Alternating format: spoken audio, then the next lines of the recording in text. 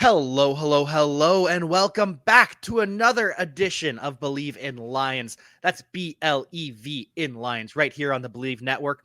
And it's a very special episode. And of course, every episode is special because we have the all pro safety Glover Quin joining us. But it's even more special because we're going to get to learn a little bit about the game, a little bit about the X's and O's from a guy who led the NFL in interceptions. Who better to break down the X's and O's with some chalk talk? It's the one, it's the only, it's Glover Quin. Yes, sir. What's up, man? Not too much, just getting ready for the draft, just enjoying a little bit. It's been a little bit of a lull, and it's kind of been nice because you had mentioned how it gets to the off season and you're ready to rest. And it's not that I've been resting, but it's been like no Detroit Lions news has been coming in since that first wave of free agency. We don't have to sit around and just check Twitter. Is Aaron Rodgers coming? It's nice to not have to worry. It's nice to just enjoy life and not have the rumors of the day weighing on the back of your mind. Right, man. It's all needed. It's very much needed. Um, you work and put a lot of time into the season and trying to, put these stories out. But you also need some time to just kind of get away from a little bit and kind of get a little relaxation, a little recharge. And yeah, you need that downtime, that dead time.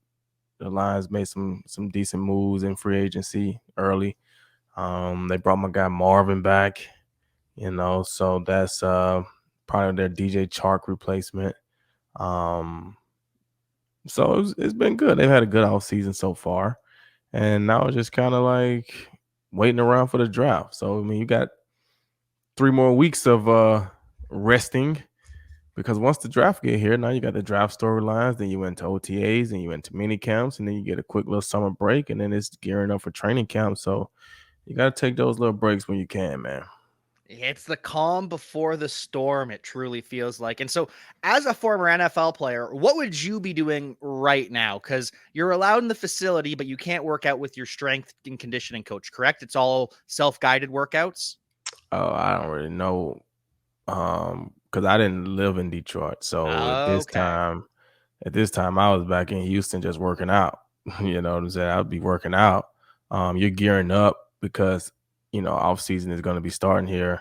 When I was playing, it would be starting within the next week or two. We always started kind of like mid-April, around right after Easter or something like that.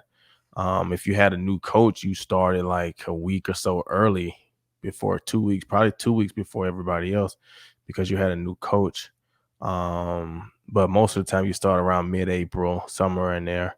So right now you're kind of doing enough for the ones that, the veteran guys, they're probably just kind of halfway getting back into it, moving around a little bit because they understand that, the off season is where early in the off season is where I kind of recharge, stay active some, but I got to give my body time to recharge.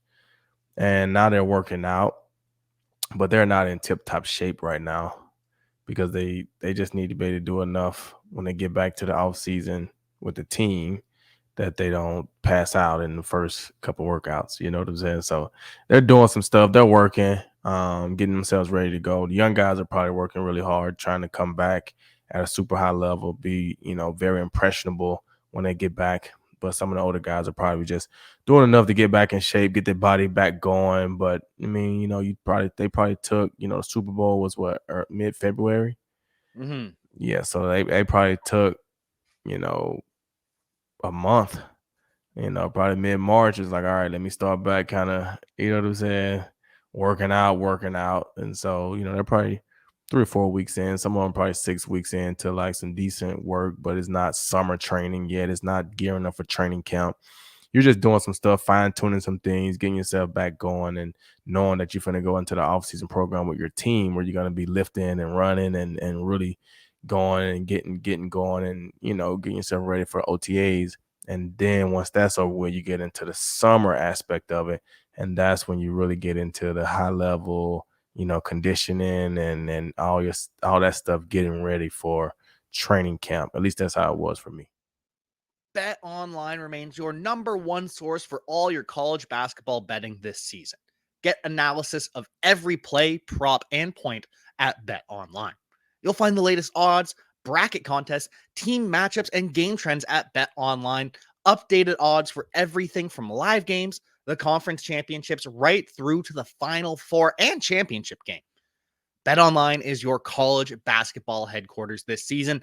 Head to the website today or use your mobile device to sign up and receive your 50% welcome bonus on your first deposit. Be sure to use our promo code BELIEVE to receive your bonus. That's BLEAV to receive your bonus. BetOnline, where the game starts. And so one, you were off before you get into your real workouts. It wasn't like you were just sitting on the couch, right? You're still training, just not the high intensity. It's not a complete do nothing, right? For that Well, it month just all after. depends. It all depends, you know. Okay. Some guys, it's a complete do nothing. Like early in my career, it was a complete do nothing. I didn't really know, but it was like, man, I need a break because when you play and put that much effort into it and time, sometimes your body needs just about 2 or 3 weeks of just nothing. Like your body kind of shuts down. It needs to rest. It needs like to recover.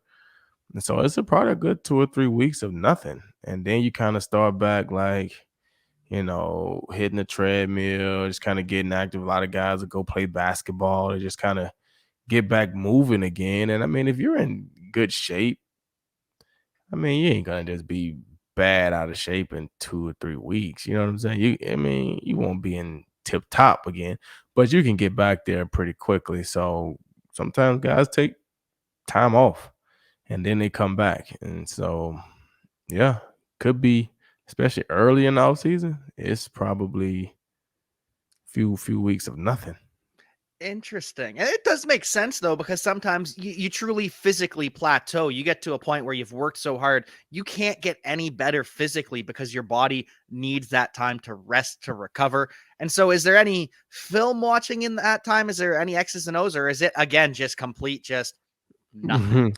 I can't speak for everybody else, but for me, nah, I ain't watching no film. No. I'm needing a mental break because I put so much into the season. You know what I'm saying? I tried to be locked in for 16 games, 17 weeks. If we made play like I was trying to be locked in and gave it everything that I had. So by the time the end of the season was came, like I just needed a mental break. So like what was I watching film on right after the season? Like, nah, bro. I'm mm-mm. And And that's like sometimes, it all depends, right? So like I remember a few years where we did make the playoffs and we got put out the first round when I was in Detroit and the second round when I was in Houston. And I may continue to work out because sometimes you don't really want to stop cold turkey, right? So I may will continue to like work out, tapering myself down all the way up until like the Super Bowl, right? And then once the Super Bowl got here, it was like, all right, now the season's over with. Those guys aren't playing either. So then you take your quick 2 week break or something like that, but you've already been kind of tapering it down, right? You've been working out a little bit, but not like a lot, but you've been active, throughout the rest of the playoffs. And then once that's over with, then you take you a 2 week vacation and get away and do something, yada, yada, yada. And then once you get back, you probably early March, you know what I'm saying? And you can start working your way back into, working out a little bit, a couple days a week. They give you about a month and a half before it's time to report back for OTAs.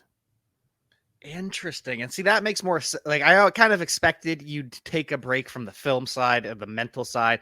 And it's interesting to hear just the different styles of decreasing your load straight after the season, the cold turkey aspect of not working out. It's all very interesting and it's all very high level. When you are at that level of an athlete, it's the intensity is just there for so long. You deserve that break. And then all of a sudden it's time to get back into it. And then it's time to start watching film. And when you have a new coach versus an old coach, is there any difference in terms of getting the playbook, getting the film? How does that all work? I mean, if you got a new coach, like I said, and I don't really know how they do it nowadays. I know early in my career, we used to have actual playbooks, right? Big, Mhm. big playbooks. And so we used to always have to turn those playbooks in. So then when you showed up in the offseason, they give you a playbook back. So during early in the offseason, you don't have a playbook Hmm. before, like right now. They have them because, things happen in the offseason, right?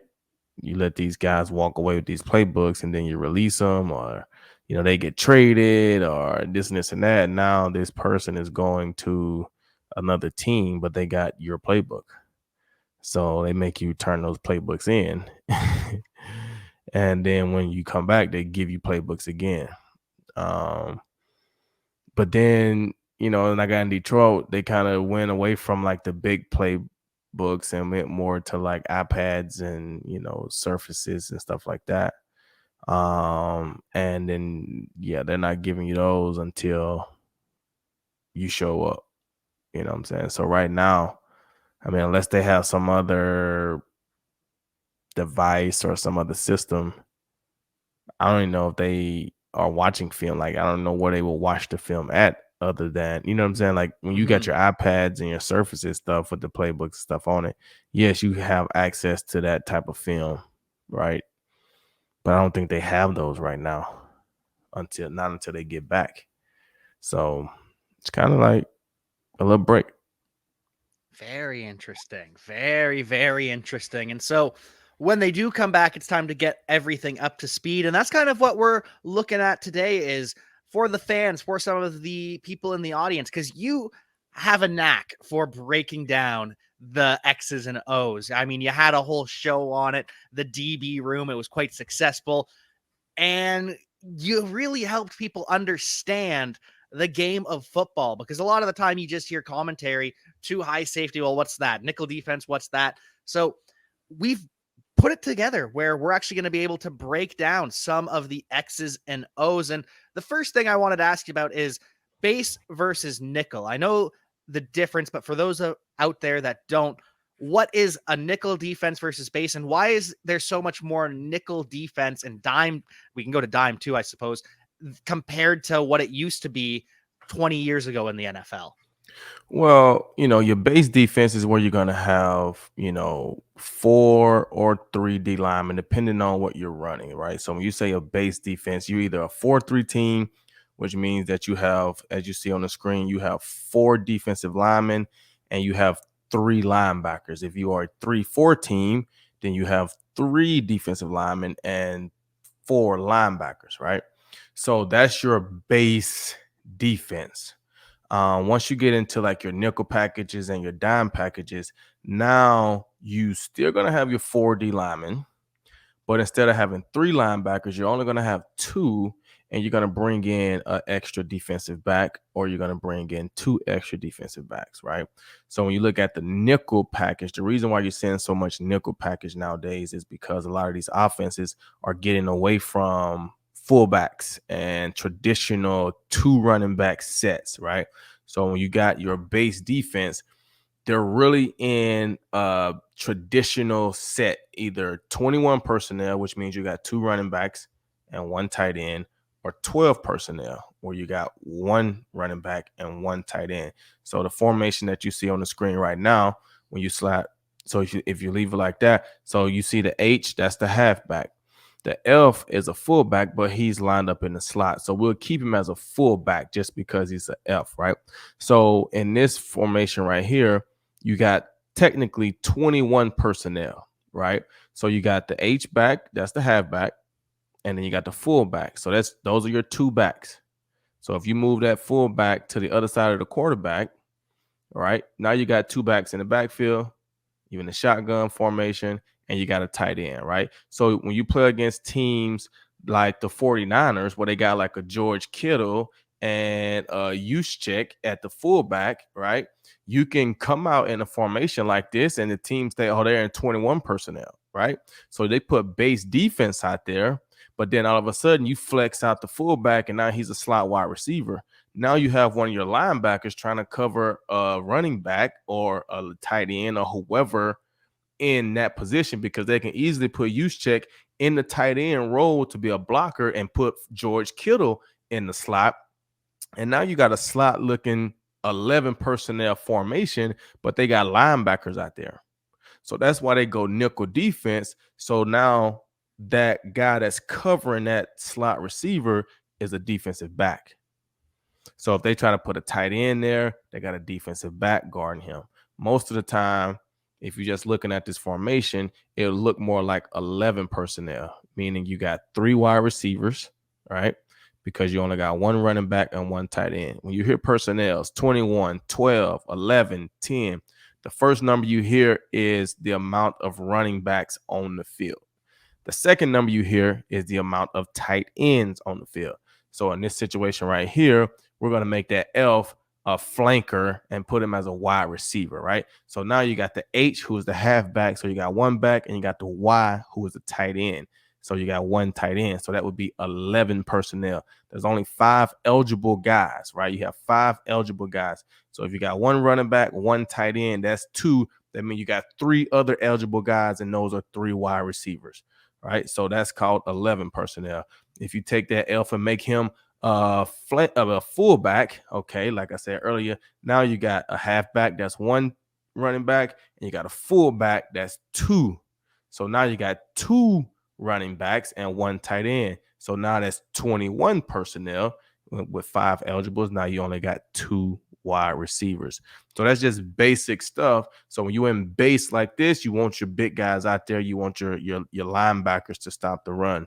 When they bring in the extra wide receiver to go 11 personnel, or you play against those teams like Kansas City where they use their tight end like another wide receiver, then you're going to get a lot of the nickel personnel so that you can have a cover guy that can cover that guy in the slot. And that's why your nickel cornerback has to be a pretty good athlete, because he still has to get into the run game like a linebacker, but he has to be able to cover wide receivers that are real shifty. He has to be able to cover tight ends that are big, and he has to be able to get into the run game. So the nickel position is a very valuable position on a lot of teams, because you're getting a lot of burn, and you are, very important into the whole scheme of things. And so if you went dime, you would just, where you see the W at, the W stands for will linebacker, you would just take him off and make it'll be another defensive back. So you can put a D there for dime. And that's just another, depending on how they want to do it, they can make it a safety or they can make it a cornerback, depending on, who they're playing and how they're doing it. If a team is going a bunch of 10 personnel, so like I said, the first number is the running back, the second number is the tight end. So if they go 10, that means they got 1 running back, no tight ends. And if there's 5 eligible, then that means what? The other 4 guys are wide receivers. So that dime is probably a cornerback. If you're playing against a team like Kansas City, and now they're giving you this look right here, you may go dime, but your dime may be a safety because you want him matched up on Travis Kelce, and then you want a nickel matched up on, Juju or somebody, well, used to be in the slot, right?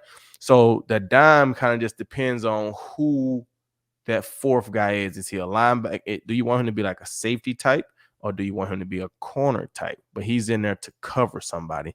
And now when you look at it, you only have 4 defensive linemen and 1 linebacker, right? So if you look at that, that's 5 guys, what you call inside the box, right? You got 5 guys in the box. Well, if you look at the O-line, they got 5 guys, right? They got 5 guys and they got 1 running back. So technically, they got a hat for a hat, right? They got 5 guys in the block, your 5 guys, but they got a guy running the ball as well, right? So a lot of times teams will try to go to something like this if they feel like you're going to stay too high. That's what made Green Bay so successful. That's what can make Patrick Mahomes so successful, because those guys can throw the ball so well that if they start giving you spread looks like this, you still want to keep your 2 safeties high so they can protect you on the deep ball passes.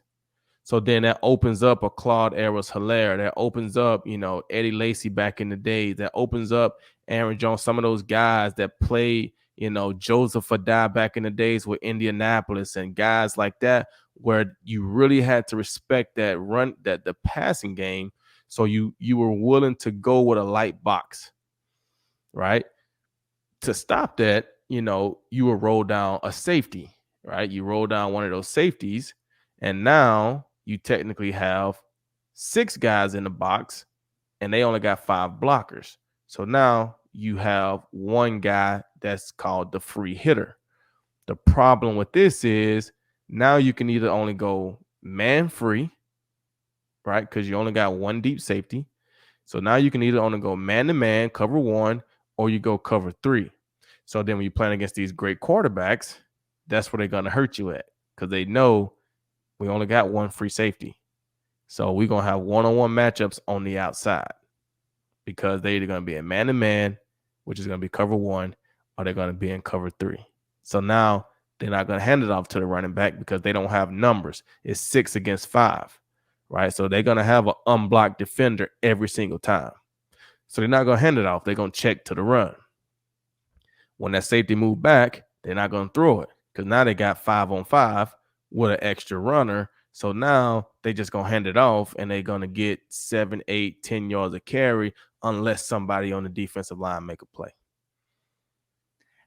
Great breakdown. And it's so interesting to hear you talk about the importance of the nickel defender in a defense like this, because you spent quite a bit of time as the nickel back with the Houston Texans, not so much with the Detroit. You were more of a safety with Detroit, correct? Right. And so the nickel defender here, they're essentially another linebacker when they motion in. But then when it goes to spread, you have to have the full coverage ability of a defensive back, because you could be up against Julian Edelman in that slot. And this is what's so difficult. So if you take that E, right, that's next to the nickel, move him to the outside. Move him out a little bit, because he's the edge of the defense, right? Okay, boom. You take that T right there. You can leave him right there. Right there. Okay. And now if you look at this defense right here, okay, if you say starting with the center is one with the X, the square with the X, right? So the gaps in between the center, the one that's next to his left, would be the guard, the 2 guys right next to the center. Those are 2 guards, right and left guard. And then the 2 end guys are right and left tackle, right? So the gap in between the center and the guard is called the A gap. Defensively, between a guard and the tackle is the B gap, and between the tackle and generally a tight end is a C gap, and then the outside gap is the D gap, right? So that defensive end is responsible for the edge, right? So if you move that defensive end up to the outside of that, not that one, the other one, move him up to the outside. Just move him up Just move him up like they snapped the ball. So boom, he's there, right? If that tight end or that tackle blocks out, move the tackle to block him out. Now, look what you have. You see that big hole right there?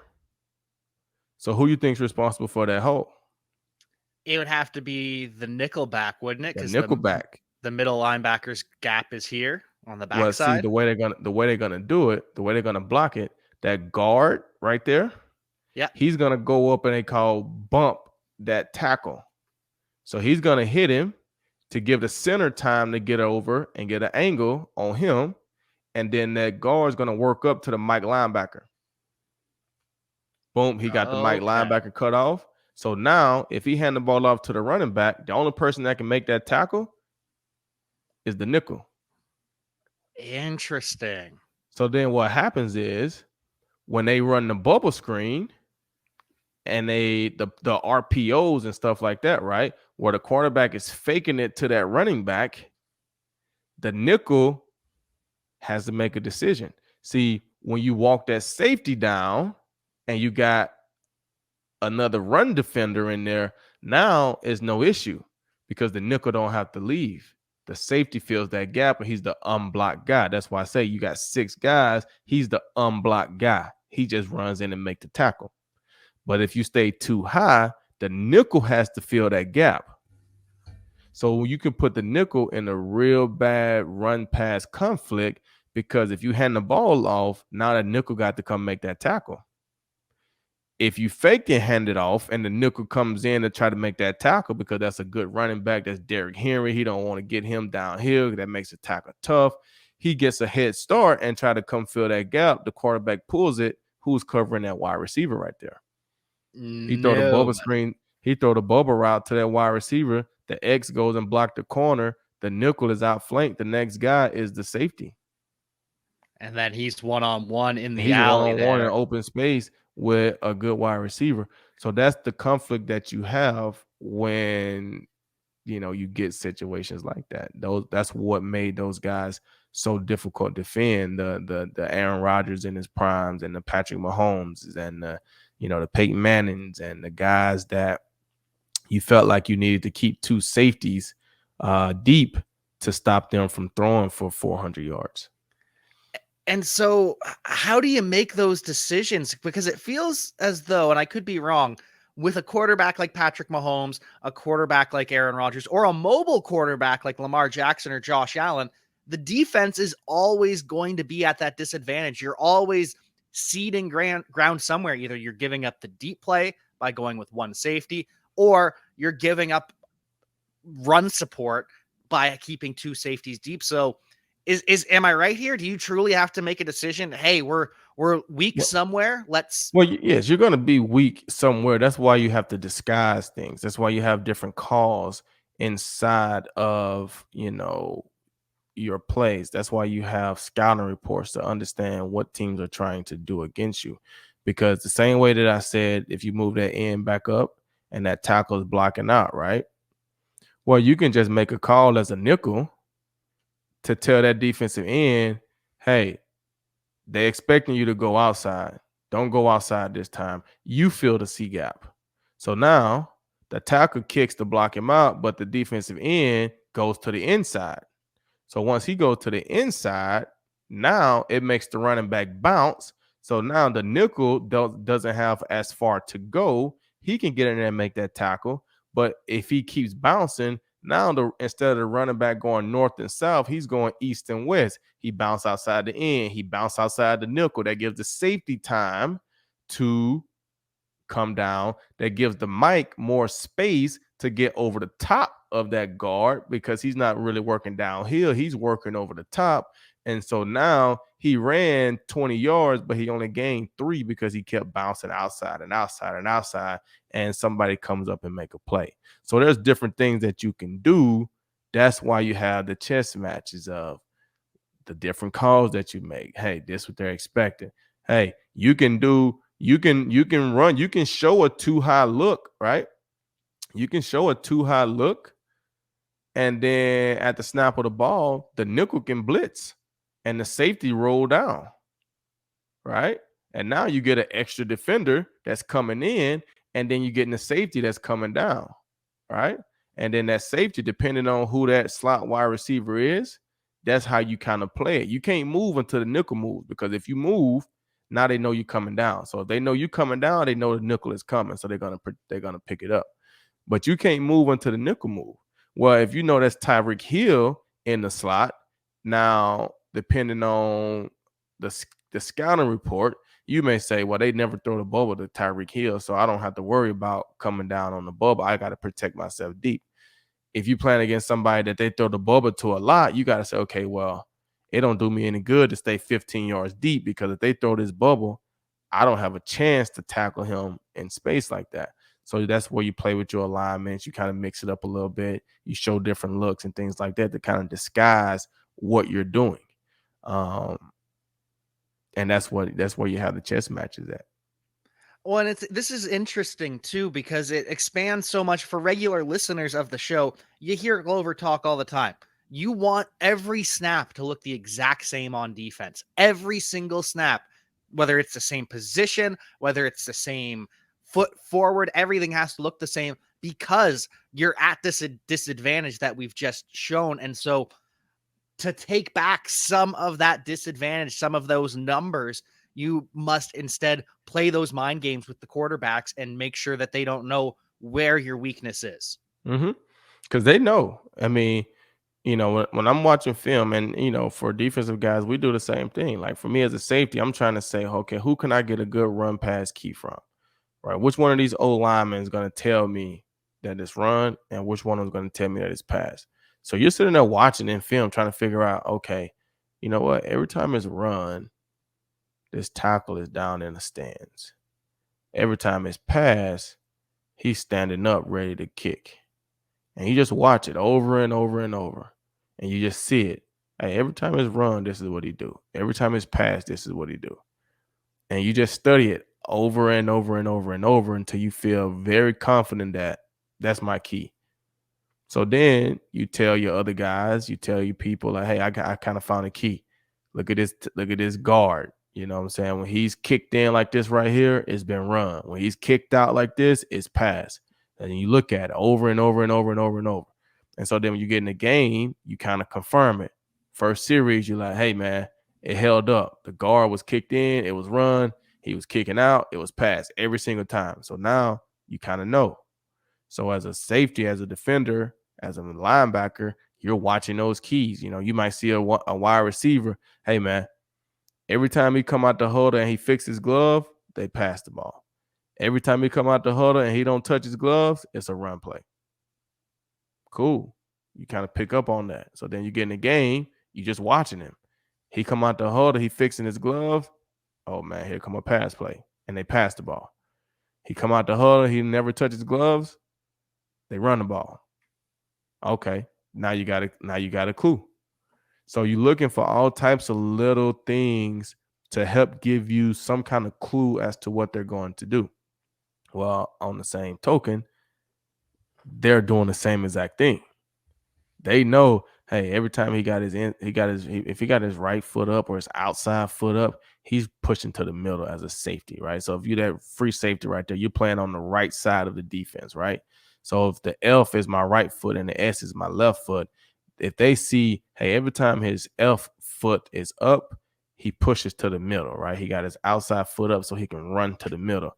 When he got his S foot up, he's going to the outside, so he's going to the half. So they playing 2 deep when he got his inside foot up. They playing 1 deep when he got his outside foot up. So now that's what the quarterbacks are looking at. They look at you, they see your right foot up. They know, okay, he got his outside foot up. He's probably pushing to the middle. They looking, yep, this look like some kind of road coverage. So now they know we're going to be in cover 3 or cover 1. They see your outside foot. They see your inside foot up.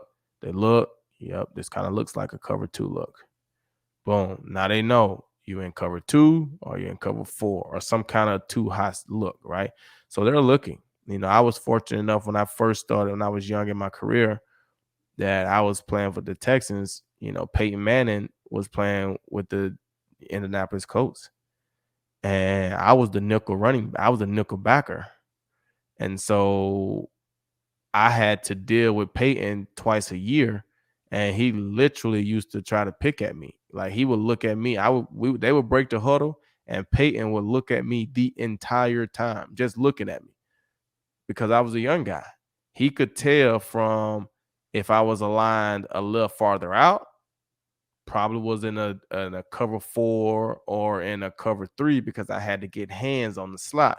If I was lined a little far inside, it probably was some kind of cover 2 because now I don't have to jam the slot. So he know, hey, in cover 2, he got to fill that gap. In cover 4, he still got to fill that gap. But if he go and fill that gap, there's nobody to get hands on my slot wide receiver. So when I catch him in cover 2, I'm going to give him what he want. When I catch him in cover 4, I'm going to show him what he has to do, and then I'm going to hit it right behind him. So he get in cover 4. Now he going to look at me. Oh, it's cover 4. Now he going to fake that to Joseph Adai, knowing I got to respect that B gap. And then he going to hit Austin Collie or, you know, T.Y. Hilton right behind you on a seam route because he know the safety is too deep, right? If he see you cheating inside, now he know it's cover 2. So now they just running the seams up the middle. They play fake it to get you to come up a little bit, and they just throwing the seams right behind you. So it was a cat and mouse game every year, twice a year with Peyton Manning, and that's where I learned, hey man, you gotta make everything look the same, because if you make it look any different, the good quarterbacks are gonna see it. And especially because you mentioned just how small the difference can be. A yard and a half completely tips off the cover 3 versus cover 2. And one final question I did want to ask you here. One that kind of bothers me, it's the mix between zone and man. Because if we all of a sudden bring this wide receiver over here, we've now got three. We obviously have to adjust here. And on the backside, it's one wide receiver and one corner. So it's a zone defense, and we can adjust it after the fact. But this essentially becomes man, does it not? Well, it all depends on what you're playing. Okay. It all depends because if you say this is man, right? Yeah. You say this is man. So it all depends. It all depends on what kind of man to man you're playing, right? So if you're playing a two high man, we're gonna put the free safety back in the two high. So if you're playing a two high man, that means the nickel has to go over. The nickel has to go over, right? So now we're playing a two high man to man. Well, most of the time, if you're playing two high man to man, that corner on the backside, he's playing inside leverage and underneath because he know he got safety help over the top, but he has zero help on the inside. So he has to protect his inside, force him to throw the ball to the sideline, and he has to protect the underneath routes. If they throw it deep, you got a safety back there, right? So if you move the nickel back over and you say you playing a stay cover one type of defense, right? You playing a stay cover one. So now you got the safety roll down, right? So put the F back over to where the nickel's at. So the nickel carries the strength. So for as a defense, it's going to be strong right because the nickel is to the defensive right. So if you got a cover one, you're probably going to roll your safety down to the weak side, right? To the open side. So that's why the safety is rolled down away from nickel, right? Well, if we don't want to tip our hand because right now they don't know if that's zone, they don't know if it's man. It could be a zone where we just rolling down cover three and we got the safety dropping down into the hook area, right? Playing like a middle linebacker. Or it could be cover one and the safety has the running back. They don't know. So if the F go in motion and we don't want them to know, now the nickel stays. So when the nickel stay, guess what they think? It must be zone because the nickel didn't run, right? Because most of the time, if the nickel runs, it's man to man. He goes with his man. The nickel doesn't run, so guess what they think? Oh, it's zone. Well, it's not zone because we got Quandre Diggs, who is an ex-nickel, playing that strong safety. So when that guy motions over, Quandre just walks out and he covers that guy man to man, and the nickel just becomes the weak side defender, just like the safety was. So now that corner on the backside can play outside leverage. Why can he play outside leverage? Because all his help is on the inside. He got a nickel safety basically right there in the slant window, in the curl window, in the dig window. Any kind of route that X receiver run to the inside, he should have the nickel guy right there because he's the free guy. If he run a deep post route, he got a free safety in the middle of the field. So now that corner want to play outside leverage and on top because he has inside help in the low area and he has inside help in the high area. See how that worked? And now we're playing man to man, but to the defense, to the offense, it could look like zone because the nickel didn't run. And we got a safety that can cover. We got Derwin James. We got a safety that can cover inside wide receiver because now that safety just has to do the same thing. Get outside leverage. He got a Mike linebacker sitting right there next to him, right? He got a safety over the top. I got to protect the corner route. So he shades outside leverage. The guy comes up, he runs a corner route, he runs right to you, he runs a post, he runs to the safety, he run anything across the middle. If you try to run all the way across the field, you got the nickel hanging out on the backside waiting for him. So we can get away with those matchups, and we don't have to give away what we're doing. But if you have a safety that can't cover, now the nickel has to run over. And then you rotate the safeties. The free safety walks down, and the strong safety just shifts to the middle. And so it all depends on who you have and what It they're all depends on who you capable have. of. Because you Right. never want to put someone in a position that they can't do. You can't ask your non-Derwin James type safety to cover Travis right, Kelce. right. So that's why when you have guys like a Tracy Walker and Kirby Joseph, they're kind of the same body types. They can kind of do probably some of the same things. They can both play the free safety. They can both walk down and probably cover a slot. They both can get in the run game. So now we can do a lot of different things because you got a strong safety that can't play the deep middle. When that nickel comes over, that safety has to come down, but he got to come down to the opposite side because now we lost a weak side guy. And if my free safety come down, now the strong safety is in the middle of the field, and he's definitely not a middle field guy, right? So in situations like that, what you have is go back to the beginning, put the nickel back over. In situations like that, when you know your strong safety is not a cover guy, and you playing cover 3, you'll go ahead and walk him down. You go ahead and walk him down. Now he's in the box. So now if the nickel goes over in motion, the safety just go to the other side. They just swap just like that. Boom, boom, just like that. But it also depends on who's the running back. Because if that running back is when you playing teams that has these different guys that they can put in certain situations, right? You have these Austin Ecklers, the receiving type of running back. So you have guys that you have to Christian McCaffreys that you have to respect them out of the backfield. Well, now, hey, I need my safety to be on that running back. I don't want him matched up on my linebacker. So now that safety has to walk down and cover that line, that running back. And so now he's on that side. Put him back over here by the H. So now that Mike got to step out and give that corner some love. Otherwise, that corner is on the island.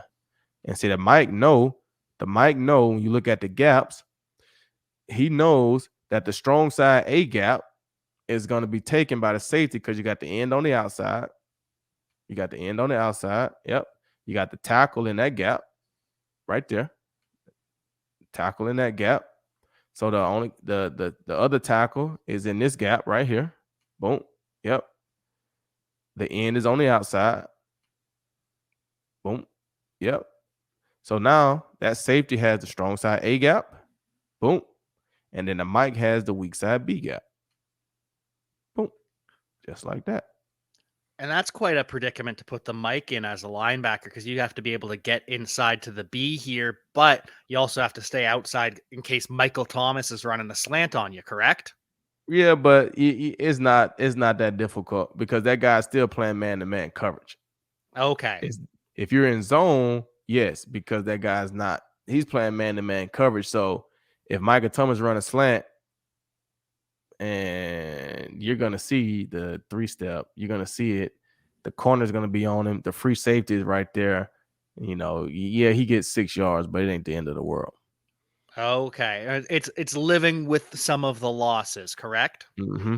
And then you can still do the same thing, right? That Mike could still give that end the same call that the nickel would have gave him to where the end go inside. Now the Mike don't have to really move. He just getting to the edge. So he really can hang backside if we know it's a guy, if it's a Calvin Johnson back there, and we say, hey, we can't leave the corner inside like that. Boom, kick the end inside. So now you can literally stay right there. And that way you're covered either way. Right.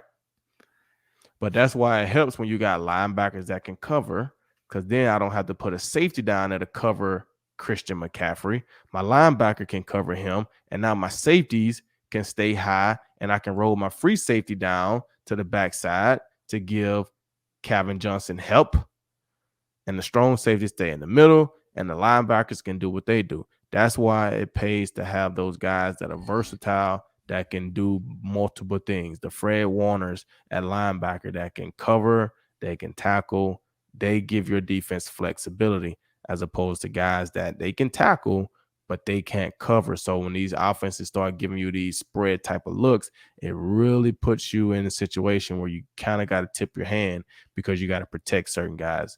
And you'd much rather make sure everybody is covered up than to leave somebody uncovered or leave somebody in a bad situation just because you're trying not to show them what we're doing. If they know what we're doing, that's fine. We just got to do it better than them. We got to cover better than them on this play because they know we're in man-to-man.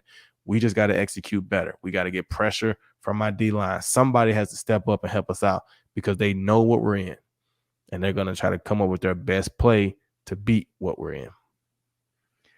And it's just so fascinating learning all of this from a guy who's seen it at the highest level, who's done all of this with greats like Quandre Diggs in the locker room, greats like Darius Slay in the locker next to him. So, Glover, thank you so much. I look forward to hopefully continuing to do this, breaking down some chalk talk, getting more in depth. But based on of everything that we've learned today, everything that you've taught all of the listeners, what is kind of the biggest takeaway you want to leave people with, or the key lesson to remember from today's chalk talk?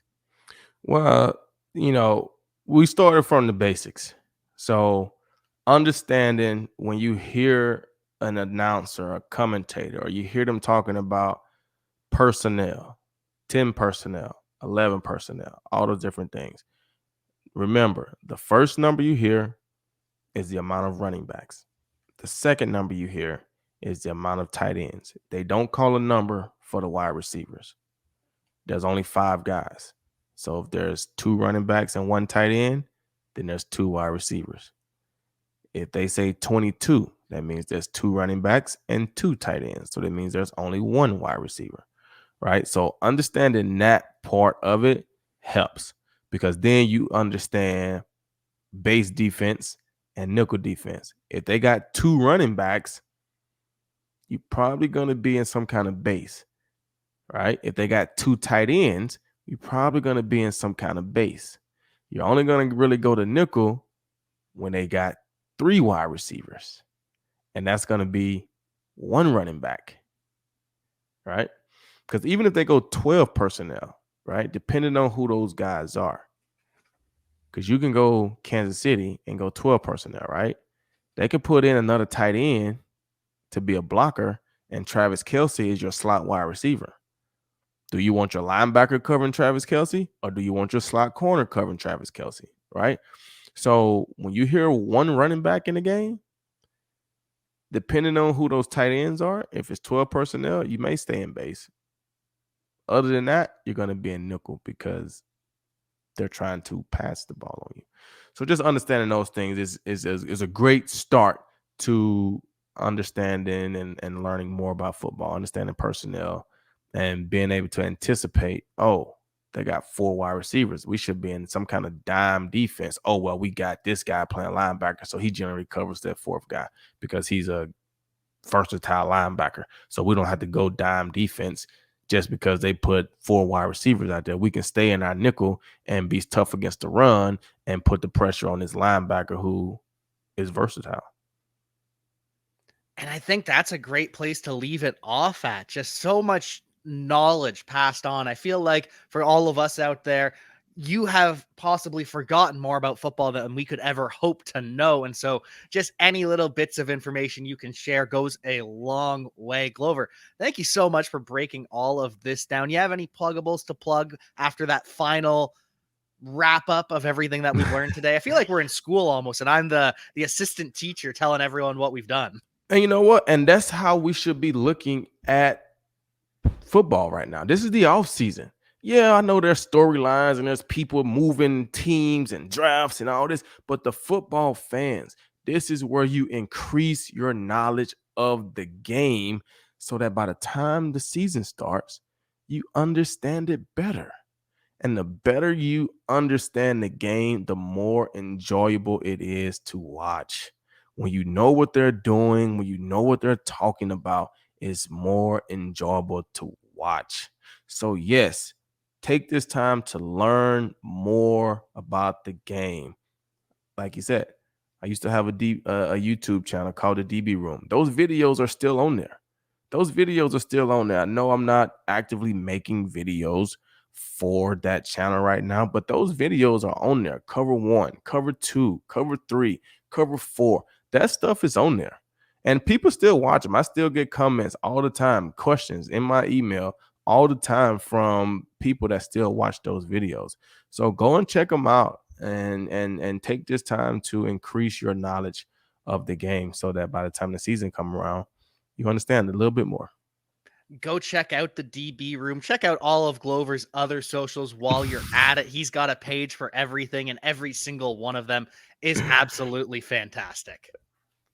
I appreciate it, man. I do have a lot of pages. I can't lie to But you, they're but it's all fun. so good. It's fun. They're all so good. It's worth it. You got to follow the entire suite of Glover Quin. Yes, follow the entire suite. You can I think I got links on all my regular page where you can kind of get to all of them. I But think yeah, I'm pretty sure you do. I think that we're able to redirect from that main page.